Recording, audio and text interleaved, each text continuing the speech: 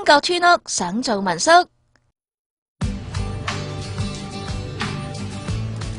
龍尾泳灘、觀音像、汀角景致真係優美啦！講緊嘅係大埔汀角，遲啲仲有水療酒店啊！咁多旅遊項目，搞到有啲村民啊，想將村屋變民宿啊！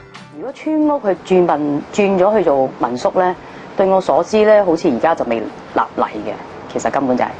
但係如果你話想喺村屋裏邊真係想做一啲旅遊嘅生意啊，或者係住經營嘅生意嘅話咧，唯一嘅方法咧就可能就係話一個叫做賓館牌照啦。其實係要涉及民政處啦、消防啦，或者個結構啦。有某地區嘅村民揾佢將村屋改做民宿，點知咧間屋就完全唔符合規格。消防咧都係個範圍都係包括佢嗰個走火通道啦，譬如話有出口燈啦，有煙霧頭啦，或者有嗰啲叫做貓眼燈啦。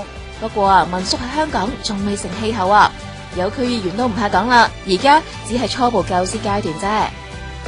而且汀角村屋尺價晨早起飛咗，好似呢一個起好唔夠1年嘅全棟村屋，要價過1000萬噶。